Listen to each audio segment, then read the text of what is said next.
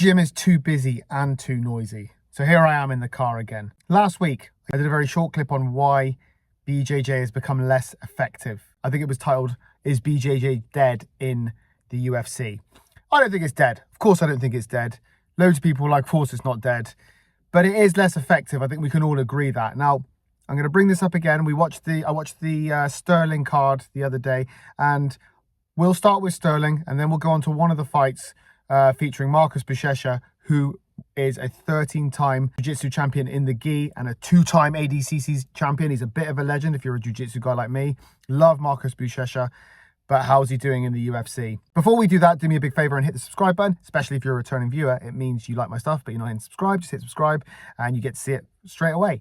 So let's get on with it. So Sterling, in the last fight I saw him, right, he basically led on the guy. I think he may have had a fight since, but I watched him against O'Malley.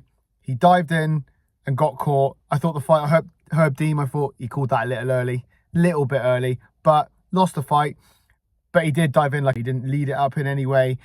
O'Malley caught him, and that was that. In his next fight I saw him, he just led on the dude. I forgot he was fighting now. I didn't take the time to look it up and remind myself, but he just led on the dude. He was in side control for fucking ages. It was one of the most boring fights I think I've watched.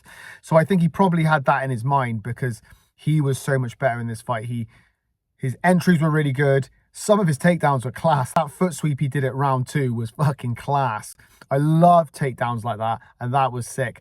And then round 3 was interesting because Zalal got on top of him. He made a mistake trying to take Zalal down. And this is the thing with grappling. If you've got 2 decent grapplers, when one person gets on top, it's actually really hard to get them off. So Zalal was on top in round 3, and it's almost like it pissed Sterling off. And then he opened up, man. His hands were good in round 3 and 4. He was super aggressive, and then he was on the ground. He was really aggressive as well. And that's what you want to see from grappling. I love Brazilian Jiu-Jitsu, but if I want to watch Brazilian Jiu-Jitsu, I'll watch fucking Brazilian Jiu-Jitsu. If I want to watch MMA, I want to see some Jiu-Jitsu in there. I want to see some wrestling. But when it goes down, I want to see submission attempts, and I want to see people's face get fucking pounded in at the end of the day.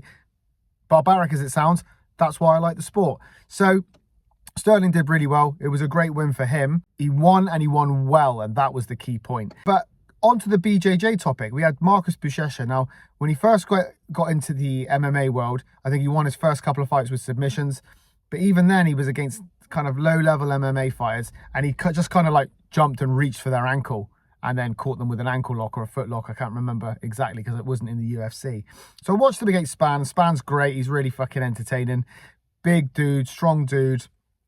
And it's not like Buchecha didn't get to him, but his entries weren't, apart from one, which was a really fucking good entry, the rest of them was kind of like he dived at his hip, and then when he got to him, sometimes he took him down. A couple of times he got fucking caught with a guillotine that he had to like roll out of, and Span ended up on top. So again, on the moments where Buchecha was down and on top and on the floor, he looked really effective. In the first round, he was on top of Span. He had 3 and a bit minutes. He was looking effective until Span kind of jumped up. Again, big, strong guy. And there was a couple of moments where Buchecha got to his ankle and you thought, oh, that looks dangerous. But away from that, every entry Span was stuffing, or he was catching him with a guillotine, or even when he did get him down, Span was up very quickly, and it was a fucking devastating lockout. He went down like a tree, didn't he? Span just, for ages, there was punches being thrown, not really much was happening, and then Span he threw 2 straight punches, it was boom, and it's like he was suspended in midair, and he was just like, woo, boom. So that was that. And you're talking about Marcus Buchecha here. You're talking of regarded as one of the greats in Brazilian Jiu-Jitsu, and he couldn't get a great deal going because I think people have got better at defending the takedown, and when they're on the floor, they're no longer trying to grapple with these guys. Span has spent his whole time either get him in a fucking guillotine and trying to, deter him from going for those takedowns. But of course, Buchecha, he's a jiu-jitsu guy. He's gonna go for those takedowns. And if Buchecha did land the takedowns, Span was just trying to get up the whole fucking time. And he's a big, strong, awkward dude. The minute he had an opportunity to, he just stood up. He walked back a couple of times when Buchecha was on his back. He's doing what a lot of people do, and they're not engaging in the ground game with someone who's a super high-level jiu-jitsu. So if your wrestling isn't quite there, these guys are struggling. So I wonder if you're going to see the next batch of jiu-jitsu guys working their takedowns, doing a lot more wrestling, Because at the moment, apart from one or two, they're not really getting a great deal out of it. But what do I know? Let me know what you think in the comments. If you enjoyed this video, give it a like and don't forget to subscribe.